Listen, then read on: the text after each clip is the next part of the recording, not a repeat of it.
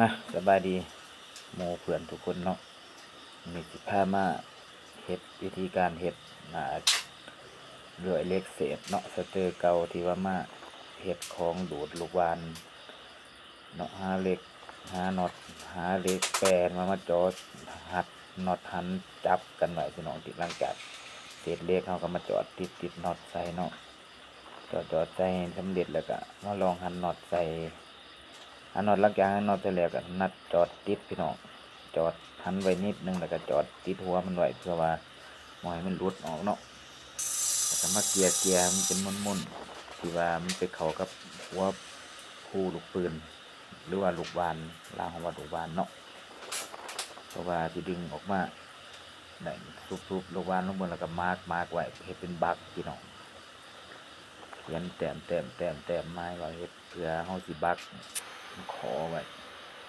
วิธีการเฮาสิ DIY เนาะเศษเหล็กหลังจากนั้นก็มาเกียร์ส่วนที่เหลือออกพี่น้องที่ว่าเฮ็ดเป็นบักไว้ย้อนว่าอยากให้มันล็อกกับลูกวานเนาะเฮ็ดหาแผ่นเหล็กแผ่นต้นไม้มาจอดติดใส่ให้อีกพี่น้องจอดติดใส่กับบล็อกลูกวานเนาะเพื่อว่ามันใส่แว่นหันน็อตเข้าไปตัวมันสิดันหันล็อกไว้จอดติดพี่น้องไม่อย่าบ่ให้มันหลุดออกหลังจากนั้นแล้วก็ใส่เหล็กค้ำเพื่อจะให้ค้ำกับบล็อกลูกวานที่ว่าสิดูดเนาะอันเป็นปีกไว้พี่น้อง